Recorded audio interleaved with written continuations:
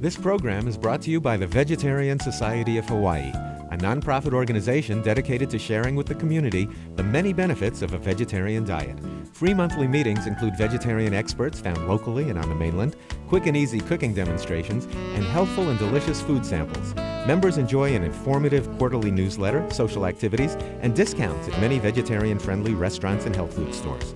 For an application, call 944-8344. That's 944-8344. Or visit our website at www.vsh.org. vsh.org.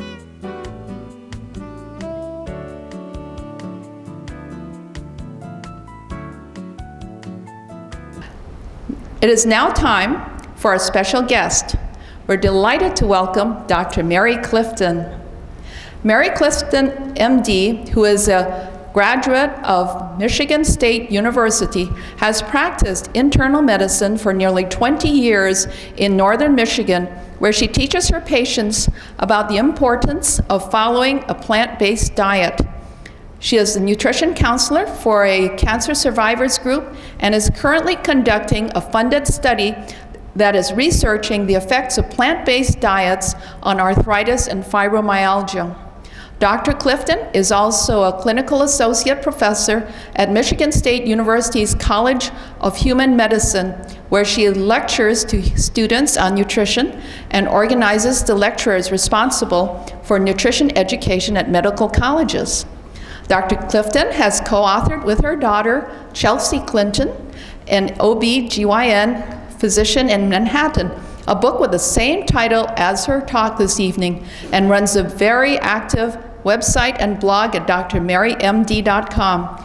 She is currently visiting Hawaii with her younger daughter, Anna. Anna, would you like to stand and take a bow? There she is. Hope you're enjoying Hawaii. Great.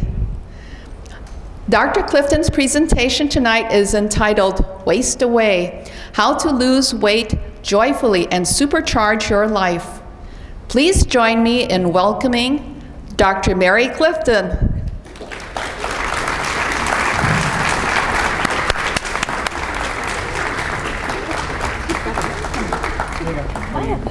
Speaking. Aloha. You can hear. It's quite different than a All right. Thank you so much for coming tonight. This is 2 speaking engagements while I'm here in Hawaii, and then I'm going to go to Kauai and put my feet up for a week and relax before I move from northern Michigan to northern Minnesota. A little bit colder, but a little bit more fun up there with some really neat opportunities to work with telemedicine and forward the opportunity to bring doctors to locations where doctors aren't easily accessible. So thank you for coming tonight. I personally, was doing ordinary internal medicine for many years and having fun and seeing my patients and raising my kids. And then I went to the doctor 6 years ago, and everything was great at my appointment. But when my laboratories came back, he stopped me in the hallway a few days later at the hospital and told me that my cholesterol was 211, and more alarmingly, that my blood sugar was 125. Which at 126, we make a diagnosis of diabetes. So I was well on my way to being a diabetic, just in my late 30s. Which was just such a shock for me because I was exercising and I was eating well. I got up every morning and ate some frosted mini wheats with skim milk.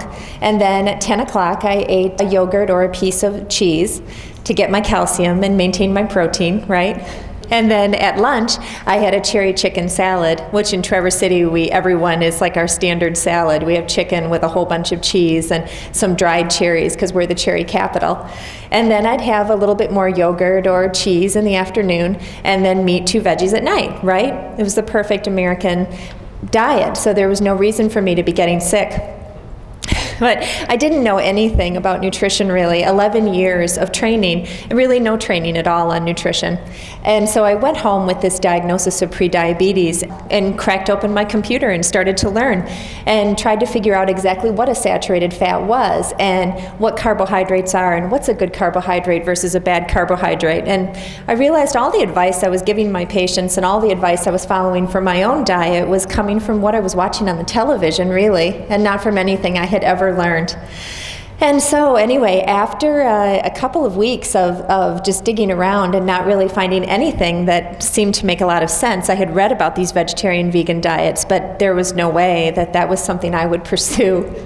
Then I thought it might hurt me and not be healthy, and where would I get my protein? It's really funny looking back. But in any case, I had a vegan day. I just accidentally had a vegan day. I had my milk sour, so I couldn't have milk with breakfast, and I didn't pack my snacks, so I didn't have my yogurt and cheese. And then my lunch was served to me. I wasn't in charge of my lunch, and that turned out to be vegan.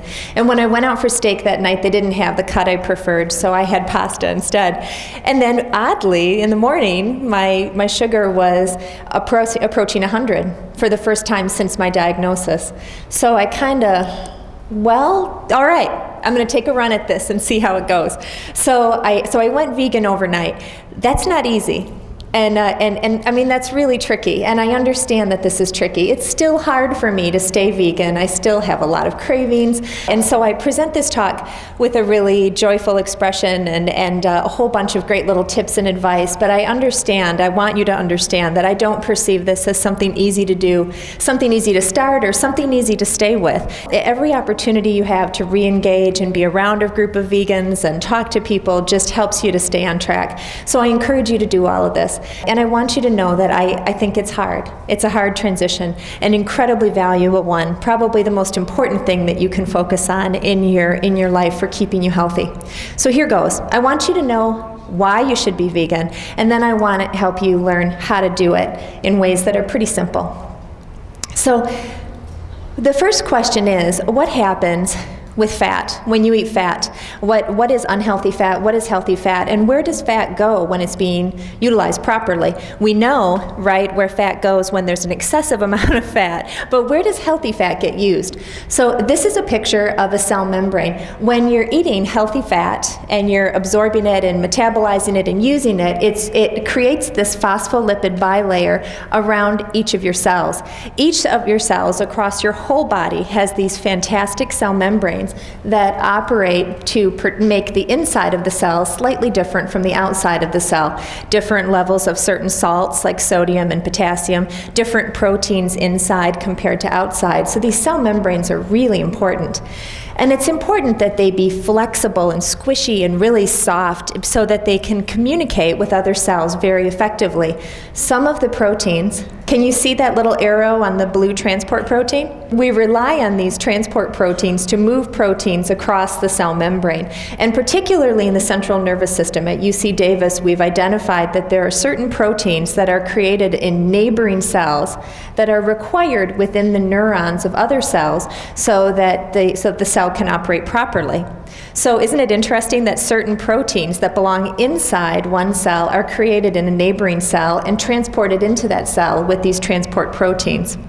So thinking about healthy fats, if you're a hummingbird and you have these wonderful, miraculous, amazing wings, they put a whole bunch of flexible, low-inflammatory omega-3 fats in the cell membranes of their wings, because each one of those cells needs to function perfectly, and it needs to communicate perfectly with all of its neighbors.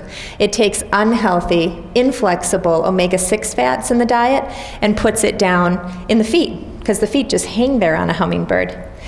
But in a tundra deer, where I'm moving to, up in Duluth, Minnesota, the deer hooves have to be very, very flexible and soft, and the cells have to work very well, because if their hooves crack on that extremely cold ground in the winter, that's the end for that deer. So they put all of their healthy omega-3 fats in their hooves, and they store their omega-6s in their central part of their body. So first question of the evening, as a human being, where do you think you put all of your fabulous flexible omega-3 fats? What do we need to work perfectly in our bodies? Joints, arteries, and in your brain. So particularly in these areas where proteins have to transport across using these transport systems in the brain, this is just another schematic of that. when these proteins get across, they require the transport protein to bend.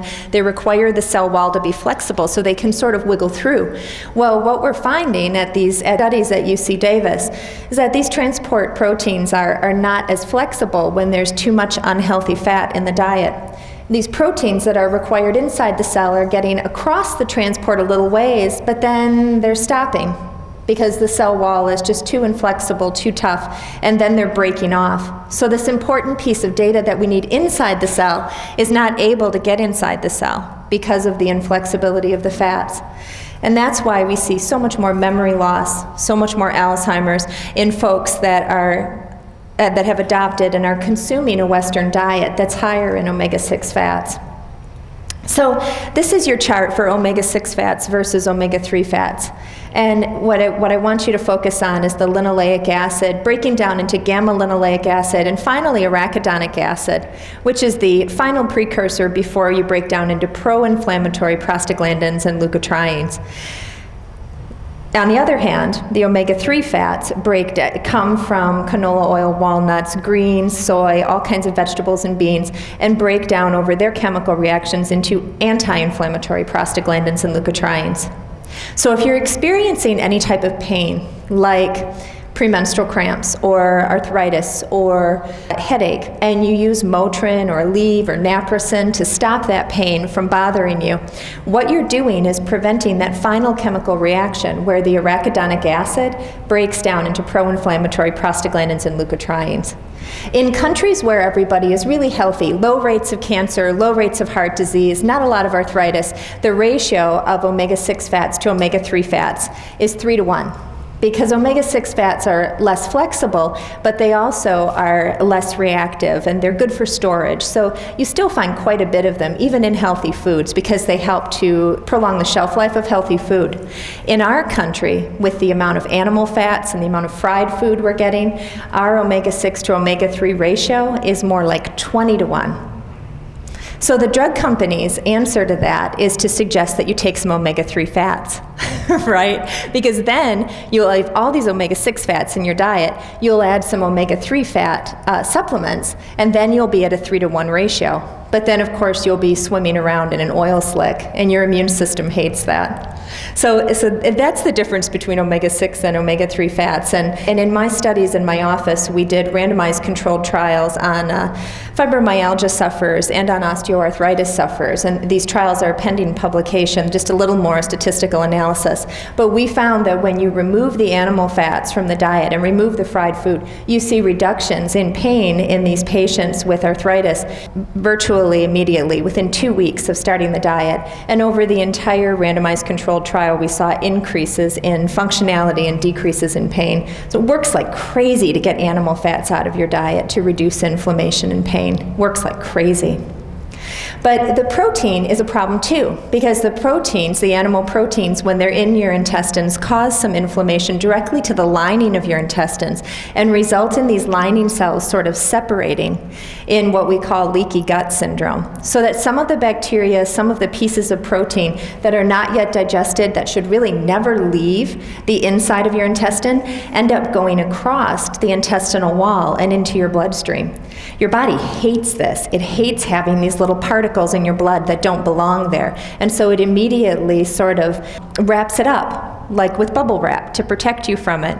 And the body's bubble wrap in this case is immunoglobulins. So it creates an immune system response to this bacteria.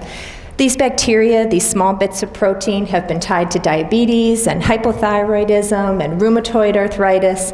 And in a lot of cases, what we do with inflammatory arthritis is take medication so that you decrease your immune system's response to the inflammation. And what we really should be telling people is just go vegan. And then you won't have this crazy bacterial translocation, this leaky gut syndrome, and you won't have to take these weird immune modulating medications. And then the great thing is the side effect of going vegan, right, is decreasing heart disease, decreasing cancer, saving some animals, fabulous bright eyes and clear skin, instead of the side effects of rheumatologic medications, which are, tuberculosis and higher rates of certain cancers.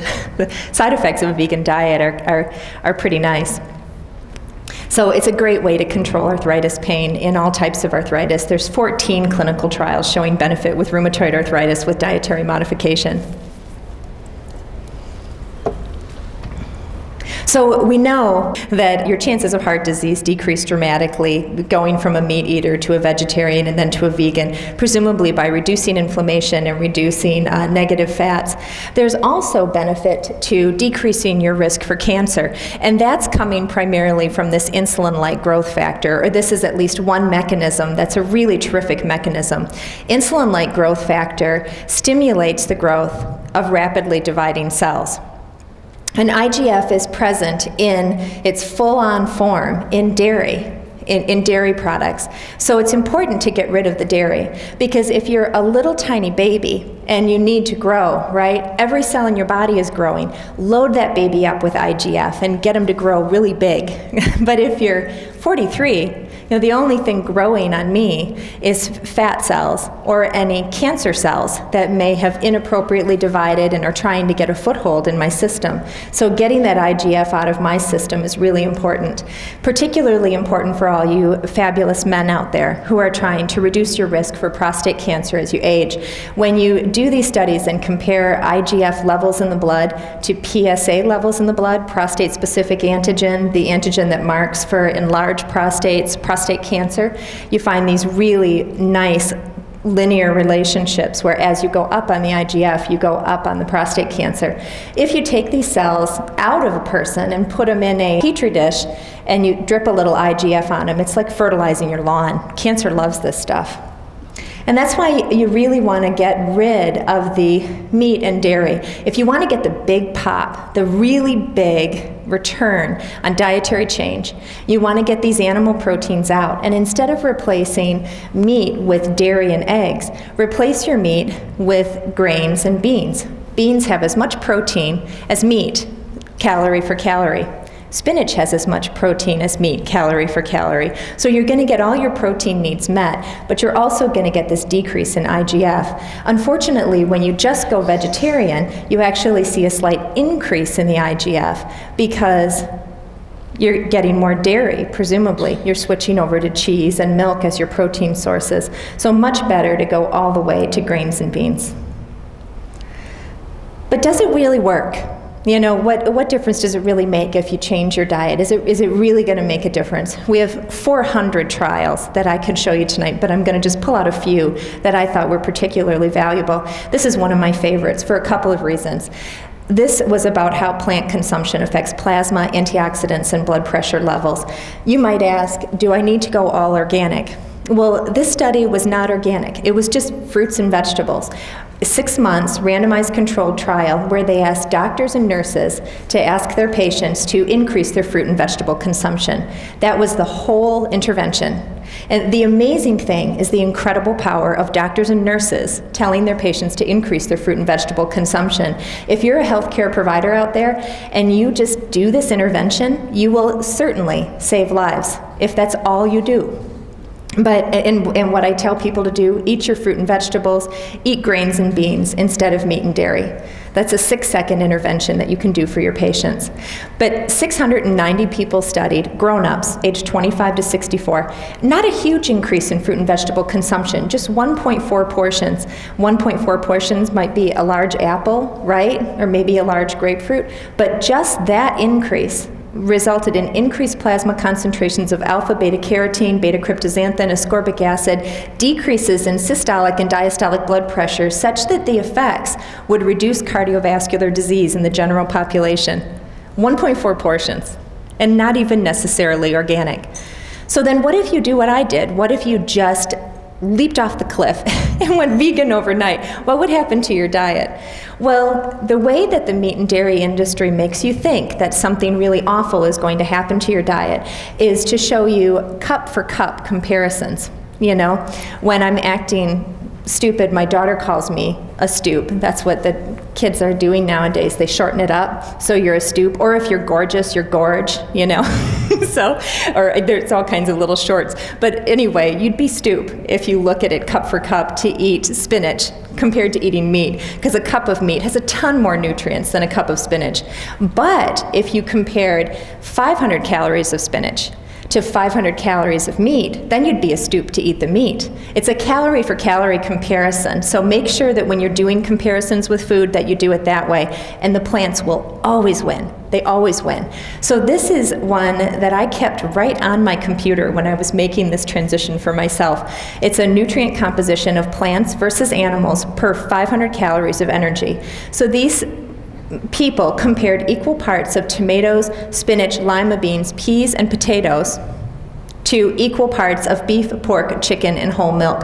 And you can imagine the little pile of vegetables, probably a little bigger than the little pile of animal foods. Bite for bite, your calories are going to be lower. So when you switch over, make sure you eat more food. If you don't increase the amount of food that you're eating, you're going to get hungry. And then you're going to say, I hate this diet, it never worked, I was hungry all the time, and then you quit. But the problem is you just didn't eat enough. So keep that in mind. The problem with portions bothers people at about 6 weeks into the diet, and then it bothers people again at about 6 months. So if you're starting to feel hungry again after 6 months, ramp up your portions, because you're getting into that weird portion control thing again.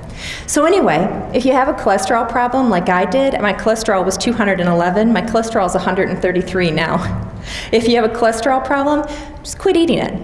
And then you're not going to get it. There's very small amounts of cholesterol, plant sterols, present in the cell membranes of certain plants, but it's negligible. So the animal-based foods are where you get all your cholesterol. If you're having if you're saying, you know, I really know that I need to eat some healthy fat, and I don't know about these low-fat diets, there is a healthy amount of fat in this diet. There's not this grotesque amount of fat that now you have to metabolize and store and worry over, but there's enough fat to keep you perfectly healthy. And look at the protein. Exactly the same. Well, 33 compared to 34. And then it just gets ridiculous. The differences in beta carotene, vitamin C, folate, vitamin E, all the way down. Now you can argue, and you may not be correct, but you can argue that this iron is not as absorbable, as bioavailable than the animal-based heme iron, but there's so much more of it in grains and beans. And you need this vitamin C to absorb the iron as a co-absorber in the small intestine. So if you don't eat your animals with a lot of vitamin C containing products, you're not going to get the iron from them anyway. And then the other surprising thing, look down here at the calcium. Actually more calcium in plants than in animals. So you'll do very well on your calcium. Dark green leafies, nuts, grains and beans, a lot of the squashes, just loaded with calcium, so don't worry. And this is another interesting interface with the American Medical Association and recommendations from American Medical than world recommendations. Here in the US, we're recommending 1,200 milligrams to 1,800 milligrams of calcium for women to protect their bones. The World Health Organization, does anyone know what they recommend for calcium? 400 milligrams. 400 milligrams. And they studied all the data that we've collected, and they felt that really they have nothing to support a recommendation higher than 300 milligrams. But they know they're concerned because when women, particularly in developing countries, have a fracture, then we have a real problem. It's very dangerous. So they recommended on the safe side and went all the way up to 400 milligrams. How much protein do they recommend? World Health Organization. Here in the US, we're hearing like 40, sometimes I hear 60 if you're a sick person. WHO recommends 22.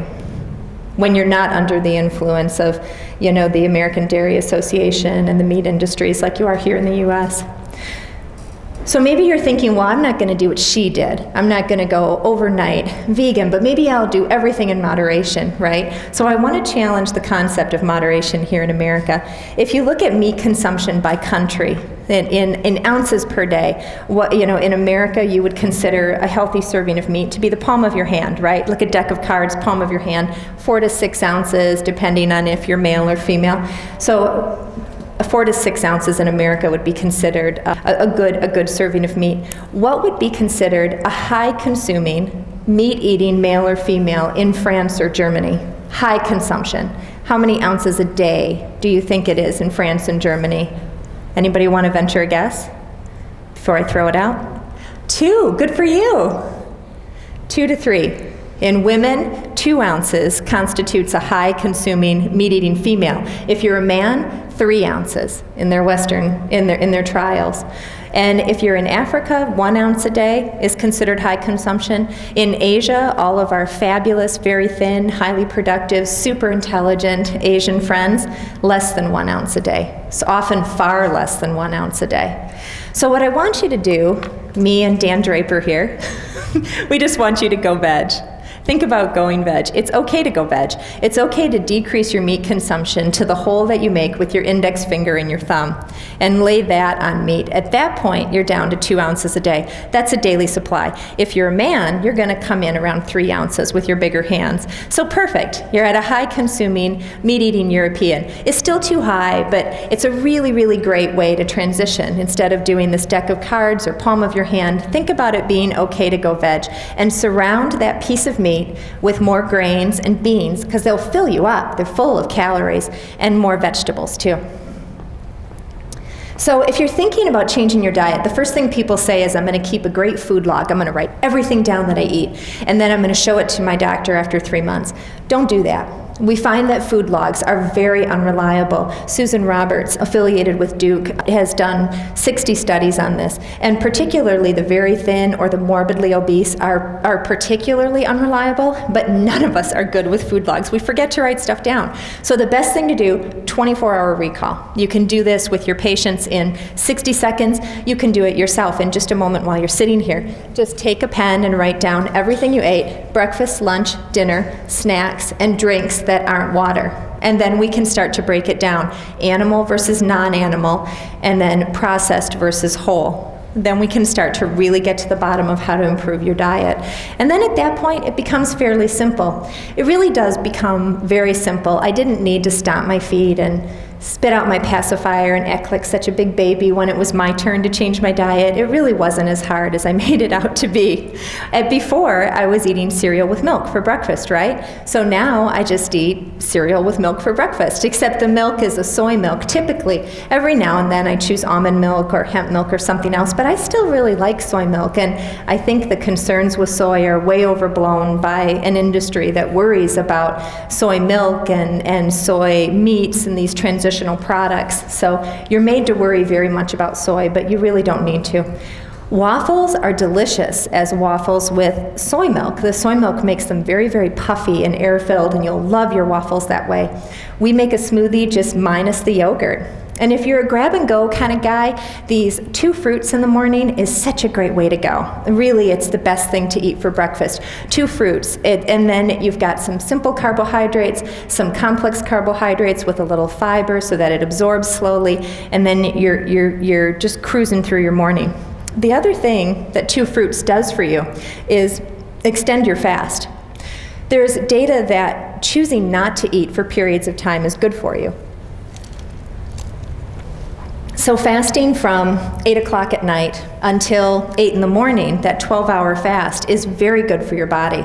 But if you choose to eat fruit for breakfast, and maybe you eat your first piece at 8 and you eat your second piece at 10, it allows your body to sort of sustain that fast for a couple more hours, because it really doesn't have to distract itself from, going after an aberrant cancer cell or fighting a bit of stubborn fat. It can just keep doing its thing while it's digesting fruit, because fruit really doesn't require a tremendous amount of the body's activity. Whereas if we transition to a big bowl of cereal and milk, then we really do have to focus on digestion. So maintaining that fast helps to promote some anti-aging hormones in your system. So I like fruit for breakfast. That's my favorite choice for you.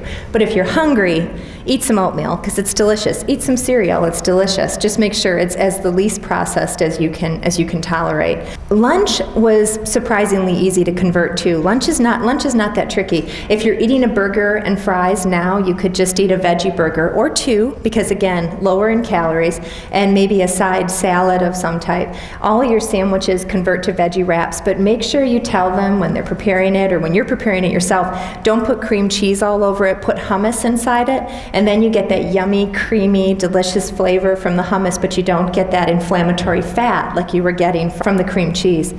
Everybody's got vegan or vegetarian soups, so choose that soup instead of a meaty soup and you'll be right on your way. My chicken salad that I had every day for years, I had no idea, converted over to an Aztec salad with some salsa and some beans. I always have them hold the cheese, and if I'm feeling really decadent, I throw some guacamole on there if I need those calories, and then I can cruise through my afternoon just fine on a slightly different salad. And your snacks. I want to just do a shout out here. I'm not a big fan of snacking. I like the idea of eating and then not eating for a while, but a lot of people like to snack. The problem with snacking is that it's just so hard to remember your healthy snacks, and then sometimes you find yourself racing to the vending machine, and I hate the vending machine. So I want to just think about this with you for a second. I want to do a shout out for raw snacks, because what you really crave, don't you, at 2 in the afternoon when things are going bad and you're tired and your boss is barking at you, or you called your husband just to ask him what was going on and he's upset, so all of a sudden you're headed to the vending machine for some potato chips or some pretzels. Don't want you to do this. What your body is asking you for is crunchy and salty, and there's a reason for that. Because let's say, for example, I showed all of you a video. I showed the whole room a video lasting 20 minutes of people who are not valuable, who are not really even relevant. It doesn't matter if they're clean. It doesn't matter if they're warm. It doesn't matter if they got sick. They just don't matter. And then I take this half of the room and send all of you outdoors. We draw your blood. We can show that in just 20 minutes of those awful images and those thoughts, your immune system decreases. Okay, so that's the gal who's headed for the vending machine at 2 in the afternoon.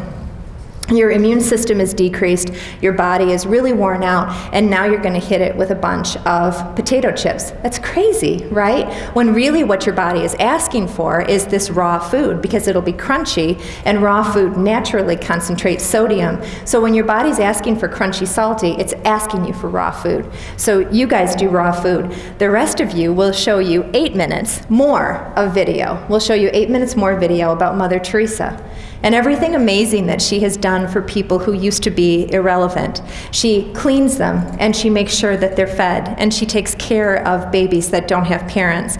And you guys will go draw your blood. Just 8 more minutes of great positive thinking actually increased your immune system. Even though you saw all that horror that these people saw, that last 8 minutes, very valuable for you. So rather than reaching for some comfort food, try to meditate on something amazing, like Mother Teresa, and see if you can avoid that mid-afternoon snack at all. But if you can't, head for the raw foods. Now dinner's tricky, because you're not perfectly in control of dinner. You've got the kids, you've got a spouse, there's eating out, there's just so many things where dinner can throw things off.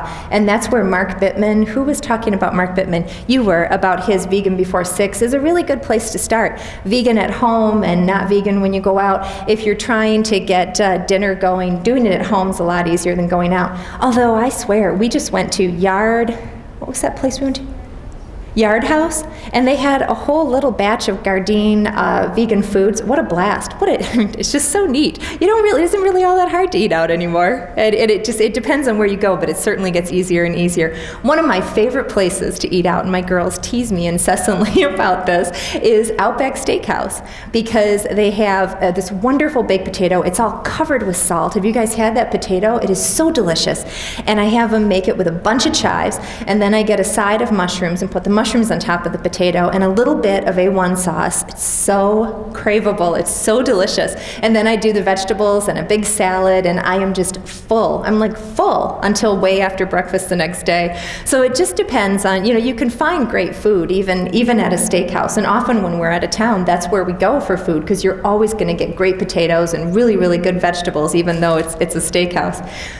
In any case, people eat about 9 different meals. So not a particularly varied diet. At my house, we were eating meatloaf, and we had a big salad night. We had hamburger night. We'd have taco night, spaghetti night. So the idea behind 333 is that you have 3 meals that already contain no animal products. Pretty good for you meals, like big salad night, spaghetti night. You don't have to change those meals. Then you have 3 meals that you can pretty easily modify, like chicken stir fry can go to a tofu stir fry, or you can just skip the tofu if you're worried about incorporating tofu into your life right now. Then just put brown rice on instead of white rice, and that gives you a little bit more fiber, plenty of healthy protein. Ramp up the vegetables, eat a bigger portion, and then you've modified that meal. If you're eating a burger, you can always switch to a veggie burger. Just add more pickles, and then you won't notice the slightly different texture. Well, at least for me, I love a pickle. So, and then you can try these 3 new meals. I was standing in my kitchen 3 years into this change and wondering what I was going to feed my girls. They were downstairs watching TV, and Chelsea was home from medical school, and I couldn't think of anything to eat. And I thought, I wish I could make them those pork bundles that I used to make when I was eating meat. They were delicious. It was this pork that was seasoned with brown sugar and fish sauce and garlic and ginger, and oh, they were so good. And we hadn't had them for years, and I missed them. I used to make them a couple times a month. They were hard to make, but they were so good. And then you'd put them inside a lettuce wrap and eat them like a burrito, sort of, or a taco. Anyway, I couldn't do that, and I was sitting there thinking about all the things I have to give up for this diet, and then I went, wait a minute, I can just put beans anywhere I put meat, right? Anywhere you put meat, you can put a bean. So maybe I could make pinto bean bundles? Is that completely ridiculous? So I took out 2 big cans of pinto beans, rinsed them, cooked them a little bit more because super well rinsed, very well cooked beans are easily digestible. And then I put all of my favorite ingredients in there. Chelsea came upstairs, my number 1 daughter, and she was like, oh no, we can't eat that. We're vegan now. We don't eat that food. You know what? I'm making it with pinto beans. She could hardly believe it. Anna did not recognize the smell because it had been so long, and she said, what are you making? So anyway, we feasted like kings. So that recipe is on page 71 of my book. I didn't bring any books with me on this trip, but they're available on Amazon and on Kindle. But I really was so pleased that I was able to transition that particular recipe. Anything you're making with beans, or meat, just make with beans. For example, switch one dinner. Meatloaf night, switch it to red beans and rice. But again, make a calorie for calorie comparison so that you don't throw yourself off. So 510 calories compared to 530 calories, right, of beans and rice.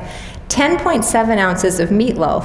You have to eat 25.8 ounces of red beans and rice to get to 500 calories. So you can see how easy it is to lose weight, because I don't think anybody in this room can eat 25.8 ounces of red beans and rice, and that is 3 cups of food. But look at your fat calories. Again, if you're worried about fat, 230 calories from fat goes down to 30 calories from fat. 10 grams of saturated fat, that nasty, unhealthy, omega-6, inflexible fat that I never want you to eat again, goes from 10 grams just down to 0.5 grams. Just such a healthy amount of that fat now. The cholesterol disappears, the fiber goes crazy, still with a day's supply of protein in just 3 cups of red beans and rice. And all of your micronutrients are just gorgeous. So it's very safe and super healthy to convert these meals. Now, if you want to get ridiculously healthy and absolutely fabulous and get all the benefits of being 100% vegan, but you don't want to go all the way, that's totally okay. All of these studies show with absolute certainty that from a health perspective, 95% is as good as 100%. So get your meat consumption under your thumb. If you can move from it being okay to go veg to getting your meat under your thumb, that is just 5% of your calories coming from meat and dairy. That would be 95% of your calories coming from plants. 95% is as good as 100 for your health. So if you want to be veg all the time except Sunday night when you go to your mother-in-law's house for a chicken dinner, that's perfectly okay. Now, if you're doing this for animal rights, if you're doing this to change the world, if you have other reasons, you may find 5% in your diet completely unacceptable. But I'm doing this to make sure that you're as perfectly healthy as you can be. And I want you to be absolutely assured that a little bit is going to be just fine. It's not the idea that every single bite of meat results in another nail in your coffin, and after a certain number of bites of meat, you're dead. 95% is as good as 100. And just a quick shout out for olive oil. I dated a fellow for 2 years, and when I first met him, he was 40 pounds overweight and chronically constipated, actually had a lifetime history of constipation. One of his favorite childhood meals was this minute rice that his mother used to make, and she covered it with hamburger, and then she covered it with cream of mushroom soup. And he loved that dinner. He actually asked me to make him that dinner. There's no way I'm gonna make him that dinner. There's no way. So I made him all of my beans and rice, and I made him whole grain pasta and marinara sauce, and he politely ate a couple of bites, and then he put his hands on his lap, and then he excused himself and went home. And I was like, huh. So I started to ask him what he liked to eat, and then when you talk to him, oh my goodness, what did he like to eat? Bisque. Lobster bisque. He talked about bisque, and he'd just have to sink back in the chair. And ice cream. We would have to stop for ice cream, and I this is a personal quirk of mine. I can't stand to watch a man eat an ice cream cone, so I would have to go next door to the tile shop and look for tile that I didn't need and wait for him to finish this ice cream cone. It's disgusting to watch men eat ice cream, but he insisted on stopping, and he is so gross. And so anyway, I finally thought, what my problem is with this guy is my fat content's too low. He loves that creamy food. So I started to cook him the same food, all my same recipes, but I tripled the oil content. So if you're converting and you're looking at my book or you're looking at my cookbook and it doesn't taste right, double or triple the oil content. But use a healthy oil like olive oil, walnut oil, flaxseed oil, canola oil for this short time, for the 6 months, and then your food's going to taste right. Because it's going to taste the way you're used to, the way my ex-boyfriend's food tasted. So I got him to eat my food, and I got him to get into the textures, and we got him on the track, and then I just ratcheted down this concentrated oil source over the next couple of months, like 6 months. And all of a sudden, his weight's dropping, and this chronic problem with constipation and abdominal pain went away for the first time in his life. It got almost down to his high school body weight. Isn't that fabulous? And then we got in this big fight during this enormous snowstorm where you're not even allowed to leave your house or you'll get in a terrible accident and the police will give you a ticket. And he left right in the middle of the snowstorm. I was like headed for the chips, even though I know I'm supposed to be eating raw. I couldn't believe that. I'm like, my God, you're going to die if you leave. Why don't you just stay and we'll talk about this? No. So, but he did leave I really left a great impression, at least health-wise, on that situation. So you have room to change your diet. You have room to change your diet. I really, really want you to try. Even the people who are already eating fabulously. The average American is eating just a half a teaspoon of kale a day, which is just hilariously low. Isn't that hilarious how low that is? But 32 teaspoons of added sugars a day. A lot of it in liquid candy, in pops and things. So get rid of some of that added sugar. Crank up on your vegetables. You're just going to live longer. But if all you think of vegetables as is potatoes, head lettuce, canned tomatoes, this is going to be a big, fat, boring failure. Go crazy on the produce section. Have a ton of fun on all of the squashes and all of the different varieties of apples and the different varieties of bananas. Everything you can find. Just eat all that crazy food.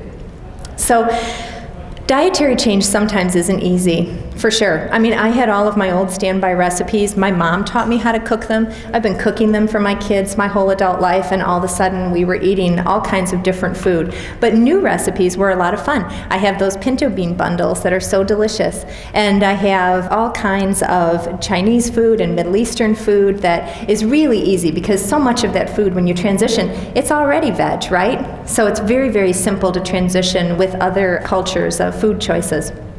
You may be getting up in the morning and having a bowel movement every morning like you have your whole life. That is really not healthy. That really is the first sign that you're in a pretty unhealthy spot with your diet. When you eat, you should poop. It's an oral anal reflex, and it stimulates lower GI function to put something in the upper part of your GI tract. So if you're eating, you should start to feel something happening down below. It's always very fascinating, like when I'm eating with my family, they're all very unhealthy, very overweight. My mother's whole entire side of her family, all of the men were bypassed or dead from heart disease by the time they were 60. Except my Uncle Jim, who married a Seventh-day Adventist and then moved to the Upper Peninsula of Michigan and was a vegetarian up there, crazy Uncle Jim. He had his first heart attack when he was 83. And then he called me, and we visited over the phone for, 25 minutes.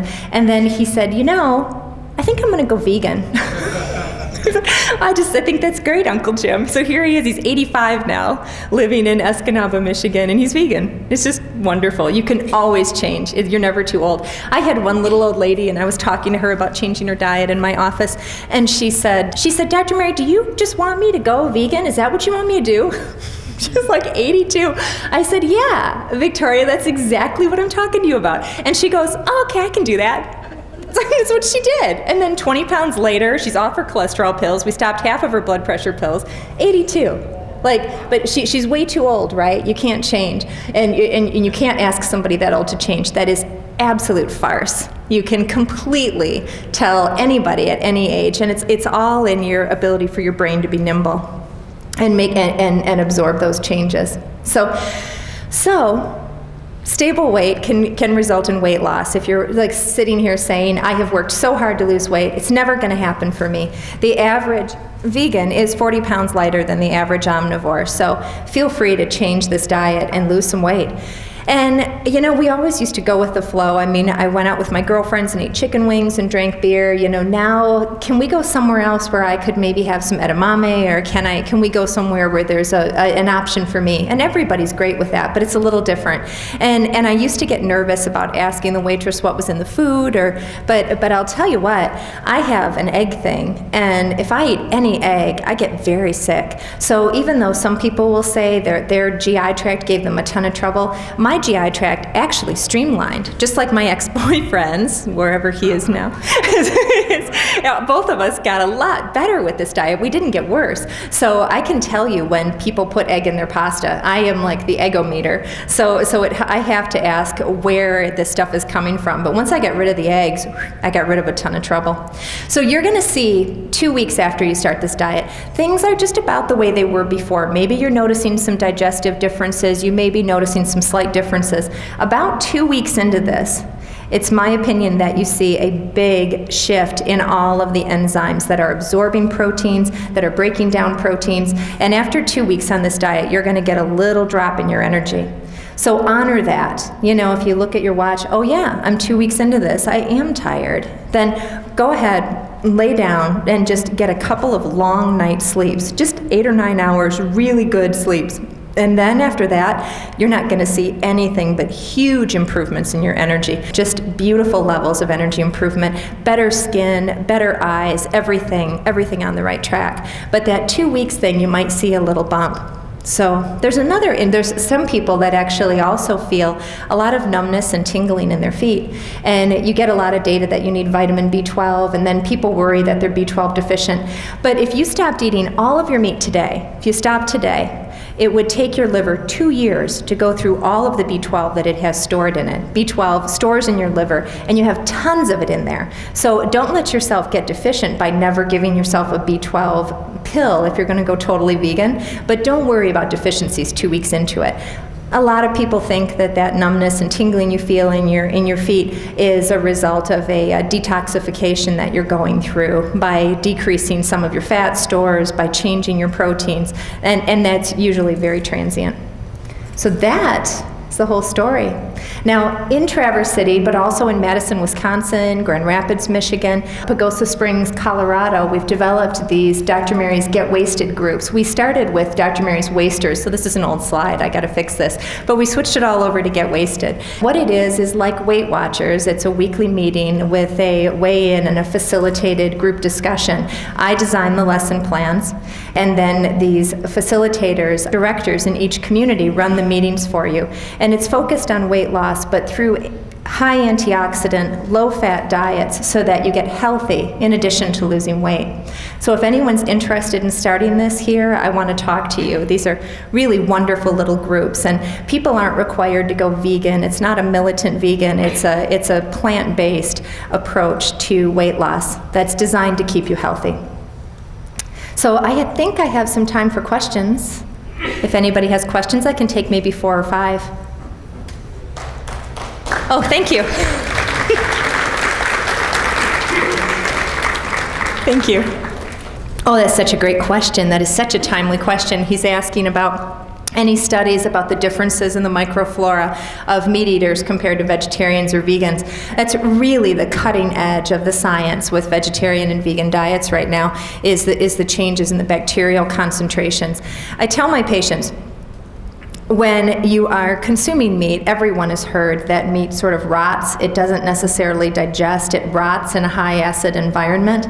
And that different bacteria like to hang around rotting animals than bacteria that like to hang around plants. So you do see a different type of bacteria in the colon. But you also see a different type of bacteria being supported by this high acid environment compared to a more alkaline environment when you're mostly digesting plants. So when people are taking probiotic pills, or there's some increasing interest in probiotic enemas where instead of trying to take the pill and absorb some bacteria after it's transported through your intestines, you're actually putting it in the right place in the first place.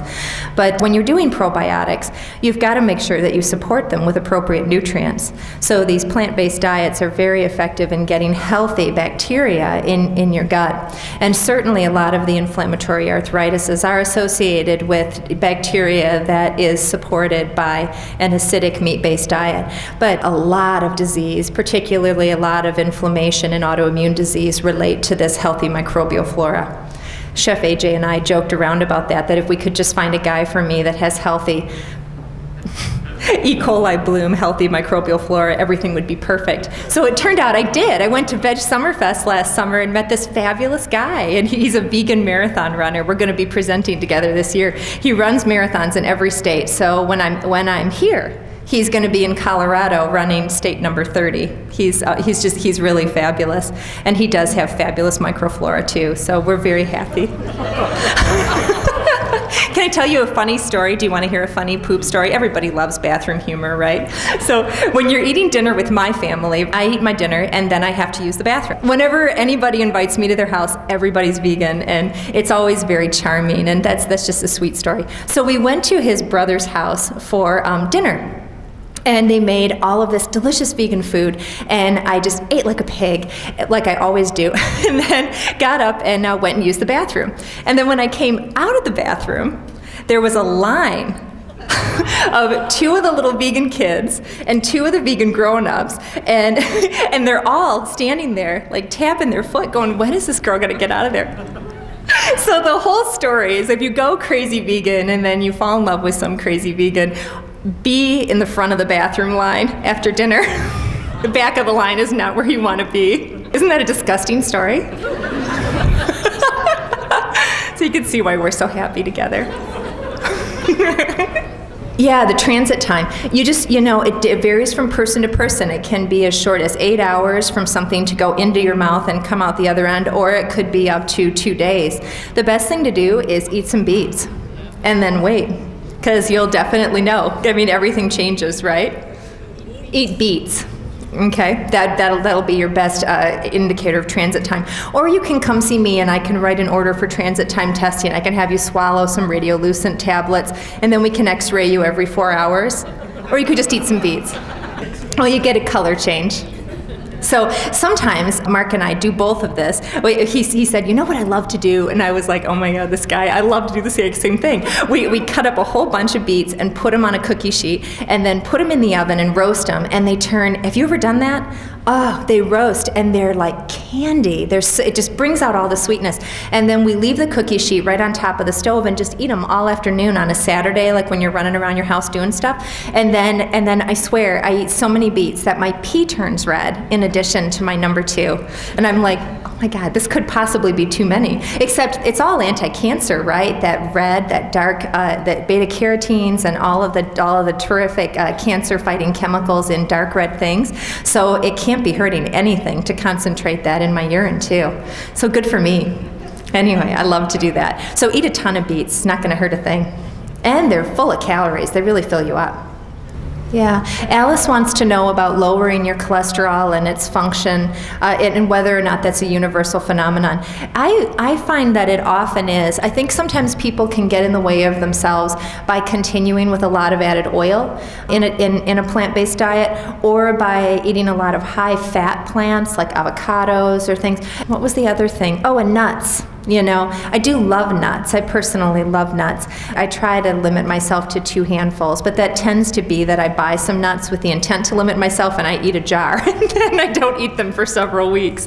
So those are the things you want to be careful of because there's still quite a bit of fat. I mean, nuts we say are a great source of protein, but if you flip them over, they're 80% calories from fat and not really that much protein. So some people argue that you should soak your nuts because a nut is a concentrated source of energy that's waiting in the cold, and then once it gets super soaked, it'll sprout. So you move it more toward being able to release its nutrients by soaking it first. I think a couple handful of nuts has been shown to reduce your risk for breast cancer in women, and that was best studied with peanuts. But the best fats in nuts are walnuts. But the best thing to do is really continue to put a strong focus on grains and beans. Nuts got their very, very terrific reputation by being a good source of concentrated calories in people who are following a plant-based diet. So it's not going to help you to eat, meat and dairy and then grab a handful of nuts as a snack. It's much more suitable, even in a great plant-based diet, to grab an apple as a snack or grab, some roasted vegetables that you've tossed with a little vinaigrette, if you're particularly hungry. So one more question, and then otherwise everybody wants to leave, but they feel obliged to stay, and it just turns awful. A lot of food. Oh, that's such a great question. What is the recommended daily calorie intake? Because 2,000 seems like a lot of food. Really, when 2,000 calories seems like a lot of food for some people, but when you're eating plants, for some reason, it revs you up. We don't know why, but a whole bunch of times, people have tried to do studies where they compare the meat eater to the vegetarian, and they make an equivalent amount of calories going in and an equivalent amount of exercise. And they can never do the study. They can never create that randomized trial because vegetarians eat more calories and they move more. They just can't not walk the dog. Like, I'll have people come into my office. I can tell you by the time I get to the point of doing their physical exam, I don't even have to do a 24-hour recall. I can tell you how much meat they're eating because my meat eaters are just sitting there. But if you're sitting with a vegetarian, they're crossing and uncrossing their legs, and they're tapping the table, and they're busy gesticulating. I mean, they just move, And I had one gal, huge woman, like almost 300 pounds, and we worked on her diet, and we've taken off 65 pounds, but she's stalled out a little bit. She just has some addictive issues that I'm having a hard time breaking through with her.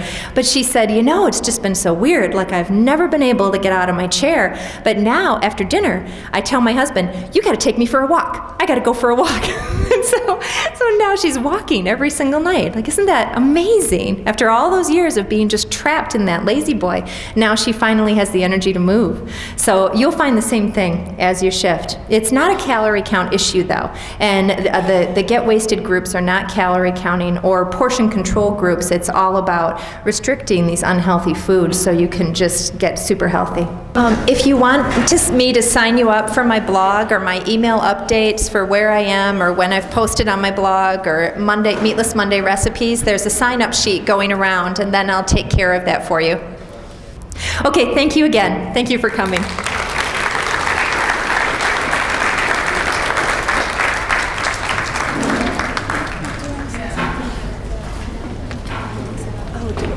Thank you, Dr. Mary Clifton, for your excellent and very enjoyable talk on a weighty topic. We'd now like to invite all of you to enjoy some delicious samples of vegan foods donated by the generosity of Down to Earth. Mahalo to all of you for coming, and have a safe return home. Good night. This program is brought to you by the Vegetarian Society of Hawaii, a nonprofit organization dedicated to sharing with the community the many benefits of a vegetarian diet. Free monthly meetings include vegetarian experts found locally and on the mainland, quick and easy cooking demonstrations, and healthful and delicious food samples. Members enjoy an informative quarterly newsletter, social activities, and discounts at many vegetarian-friendly restaurants and health food stores. For an application, call 944-8344. That's 944-8344. Or visit our website at www.vsh.org. vsh.org.